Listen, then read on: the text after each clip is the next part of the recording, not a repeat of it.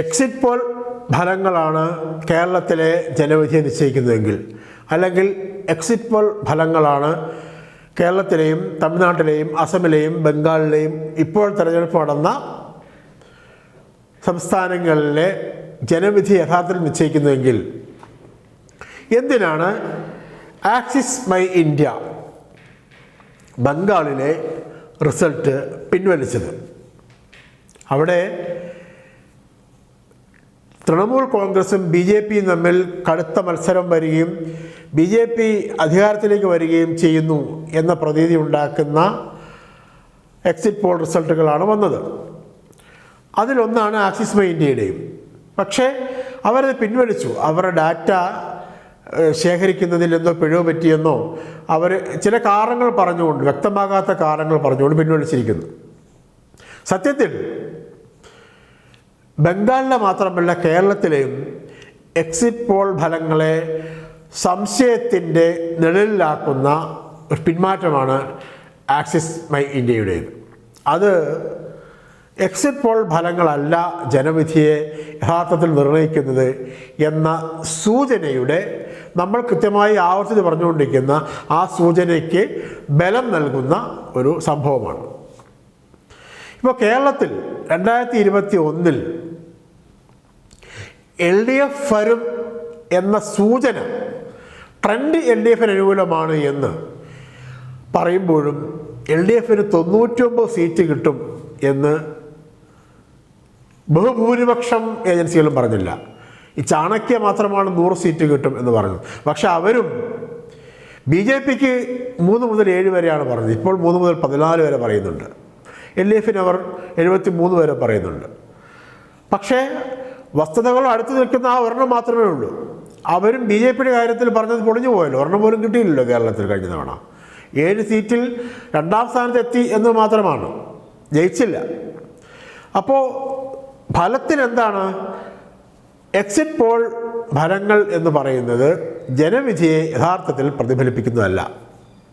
ഇത്തവണയും അതുതന്നെയാണ് സംഭവിക്കാൻ പോകുന്നത്. UDF അനുകൂലമാണ് കേരളത്തിൽ ട്രെൻഡ് എന്നാണ് പറയുന്നത്. പക്ഷേ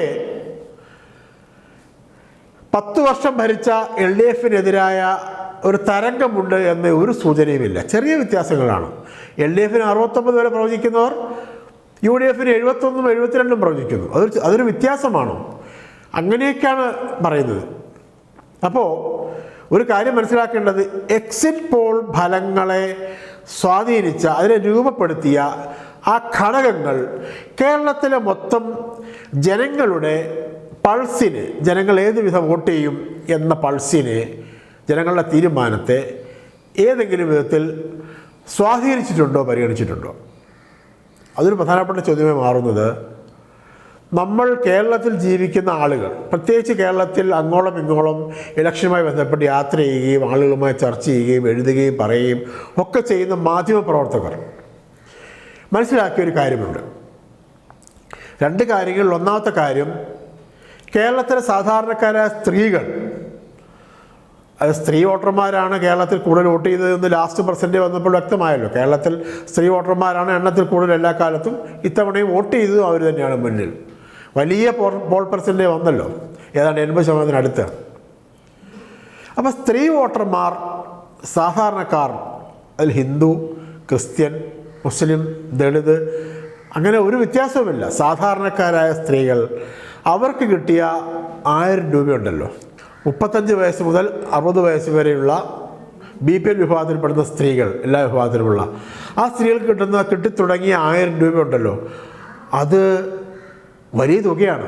കാരണം ഒരു മരുന്ന് വാങ്ങിക്കാൻ, ഒരു ബന്ധുവീട്ടിൽ പോകാൻ, അല്ലെങ്കിൽ മകനോ മകൾക്കോ ഒരു അത്യാവശ്യം വന്നാൽ എടുക്കാൻ, ഒരു പുസ്തകം വാങ്ങാൻ, ഒരു ചെറിയ കാര്യങ്ങൾക്ക് ഒരു മാസം 1000 രൂപ കിട്ടുന്നു, സ്ഥിരമായി കിട്ടുകയാണ്. അത് ഒരുപാട് സ്ത്രീകളെ സ്വാധീനിച്ചു എന്ന് നാട്ടുംപുറങ്ങളിലും നഗരങ്ങളിലും ജോലി ചെയ്യുന്ന ആളുകൾ, അതായത് വീടാന്തരം കയറി ഇറങ്ങുന്ന ഹരിതകർമ്മസേന അടക്കമുള്ള ആളുകൾ പറയുന്ന അനുഭവമുണ്ട് നമുക്ക്. എത്ര ആളുകൾ പറയുന്നുണ്ട് അവരുടെ പ്രതികരണങ്ങൾ. രാഷ്ട്രീയമില്ലാതെ അവർ LDF-നെ സപ്പോർട്ട് ചെയ്തു, അവരിൽ ബഹുഭൂരിപക്ഷം. അതൊന്നും ഒരു എക്സിറ്റ് പോളിൻ്റെയും ഫലത്തിൽ, എക്സിറ്റ് പോളിൻ്റെയും ഫ്രെയിം വർക്കിൽ വന്നതല്ല. കേരളത്തിലെ 4 ജില്ലകൾ മറ്റൊരു വിഷയം പറയുകയാണ് ഇതുമായി ബന്ധപ്പെട്ടത്. മലപ്പുറം, കോഴിക്കോട്, കണ്ണൂർ, കാസർഗോഡ് ജില്ലകളിലാണ് കേരളത്തിലെ മിഡിൽ ഈസ്റ്റിൽ, അതായത് ഗൾഫ് രാജ്യങ്ങളിൽ ജീവിക്കുന്ന പ്രവാസികൾ ബഹുഭൂരിപക്ഷമുള്ളത് എന്ന് നമുക്കറിയാം. ആയിരക്കണക്കിന് ആളുകൾ, ആയിരക്കണക്കിന് കുടുംബങ്ങളുടെ ആശ്രയങ്ങൾ, അവരിൽ ബഹുഭൂരിപക്ഷവും രാഷ്ട്രീയമായി കൃത്യമായി വന്ന് വോട്ട് ചെയ്യുന്നവരാണ്. പ്രവാസി വോട്ട് യാഥാർത്ഥ്യമാകാത്തത് കൊണ്ട് അവരെ കൊണ്ടുവന്ന് വോട്ട് ചെയ്യിക്കുന്നു. പ്രത്യേകിച്ച് മുസ്ലിം ലീഗിൻ്റെ സാംസ്കാരിക വിഭാഗമായ KMCC ഒക്കെ അവർക്ക് ടിക്കറ്റ് എടുത്ത് കൊടുത്ത് നാട്ടിൽ കൊണ്ടുവരാറുണ്ടെന്ന് എല്ലാവർക്കും അറിയാം. അതൊരു തെറ്റൊന്നുമല്ല. വോട്ട് ചെയ്യാൻ വേണ്ടി, പൗരാവകാശം വിനിയോഗിക്കാൻ വേണ്ടി ആളുകളെ കൊണ്ടുവന്ന് വോട്ട് ചെയ്യുക, അവരുകൊണ്ട് തിരിച്ചു പോകും കുറച്ച് ദിവസം കഴിഞ്ഞിട്ട്. പക്ഷേ അങ്ങനെ ആയിരക്കണക്കിന് ആളുകൾ വന്ന് വോട്ട് ചെയ്യാറുണ്ട്. 5-6 മണ്ഡലങ്ങളിലെങ്കിലും അത് UDFൻ്റെ, പ്രത്യേകിച്ച് ലീഗിൻ്റെ വിജയത്തെ സ്വാധീനിക്കാറുമുണ്ട്. ഇത്തവണ ഇലക്ഷൻ സമയത്ത് ഇറാൻ, ഇസ്രായേൽ, അമേരിക്ക ഫൈറ്റ് നിലനിന്നിരുന്നുകൊണ്ട് വിമാനങ്ങൾ പ്രോപ്പറായ സർവീസ് നടത്തിയില്ല. നമുക്കറിയാം, വിമാന സർവീസുകൾ തടസ്സപ്പെട്ടതുകൊണ്ട് അവർക്ക് ബഹുഭൂരിപക്ഷത്തിന് വരാൻ കഴിഞ്ഞില്ല. വന്നാൽ തിരിച്ചു പോകാം, ഏത് വിധവും വന്നാൽ തിരിച്ചു പോകാമെന്ന് ഉറപ്പുണ്ടായിരുന്നില്ല. കാരണം എങ്ങാനും പ്രതിസന്ധിയിലായി തിരിച്ചു പോകാൻ പറ്റാതെ ജോലി നഷ്ടപ്പെടുകയോ ഒക്കെ ചെയ്തു കഴിഞ്ഞാൽ അവർ വലിയ പ്രതിസന്ധിയിലാവും. സാമ്പത്തികമായി കുടുംബത്തിലൊക്കെ വലിയ ബുദ്ധിമുട്ടാവും. അതുകൊണ്ട് അവരിൽ ബഹുഭൂരിപക്ഷം ഏതാണ്ട് 99% വന്നിട്ടില്ല വോട്ട് ചെയ്യാൻ വേണ്ടി. അത് UDFനെയാണ് സ്വാധീനിക്കുക എന്ന് രാഷ്ട്രീയം അറിയാവുന്ന മാധ്യമങ്ങളും മാധ്യമപ്രവർത്തകരും രാഷ്ട്രീയ പ്രവർത്തകരും പറയുന്നുണ്ട്. ലീഗ് അത് സംബന്ധിച്ചിട്ടുമുണ്ട്. ലീഗ് അത് മാനേജ് ചെയ്യാൻ ശ്രമിച്ചത് എങ്ങനെയാണെന്ന് വെച്ചാൽ, പരമാവധി വോട്ട് ചെയ്യാത്ത, സാധാരണ വോട്ട് ചെയ്യാൻ പോകാത്ത ആളുകളെ കൂടി വീട് വീഴാൻ കയറി ഇറങ്ങി വോട്ട് ചെയ്യിച്ചുകൊണ്ടാണ് അത് മറികടക്കാൻ ലീഗ് ശ്രമിച്ചത്. എന്നാലും എത്രത്തോളം അതിനെ ടാലി ചെയ്യാൻ കഴിഞ്ഞിട്ടുണ്ട് എന്ന് സംശയകരമാണ്. ഇതൊന്നും എക്സിറ്റ് പോളിൻ്റെ ഒരു കണ്ണിലും വരുന്നതല്ല, ഒരു ഫ്രെയിം വർക്കിലും വരുന്നതല്ല, ഒരു പരിഗണനയിലും വരുന്നതല്ല. ഇതൊക്കെ റിസൾട്ടിൽ പ്രതിഫലിക്കുന്നതാണ്. റിസൾട്ട് വരുമ്പോൾ, യഥാർത്ഥ റിസൾട്ട് വരുമ്പോൾ എന്താണ് യഥാർത്ഥത്തിൽ സംഭവിക്കാൻ പോകുന്നത്? എന്തുകൊണ്ടാണ് പശ്ചിമ ബംഗാളിൽ ഒരു ഏജൻസി ഡാറ്റ പിൻവലിച്ച് ഫലം പിൻവലിച്ച് പോയത്? എന്തുകൊണ്ടാണ് കേരളത്തിൽ UDFന് അനുകൂലമാണെന്ന് പറയുമ്പോഴും LDFനെതിരായ ഒരു തരംഗം ഉണ്ട് എന്ന് പറയാൻ വസ്തുതാപരമായ വിവരങ്ങൾ ഈ എക്സിറ്റ് പോളുകാരിൽ ഇല്ലാത്തത്? ഫലത്തിൽ കേരളത്തിലെ റിസൾട്ട് LDF അനുകൂലമാണ് എന്ന സൂചനകളാണ് ഇതൊക്കെ തരുന്നത്. നമുക്ക് 4 ദിവസം മാത്രം കാത്തിരുന്നാൽ മതി. ഇന്ന് 1-ാം തീയതിയാണ്. 2, 3, 4 ഇന്നും കൂടി ഉൾപ്പെടെ 4 ദിവസമേ ഉള്ളൂ. 4-ാം ദിവസം ഫലപ്രഖ്യാപനമാണ്.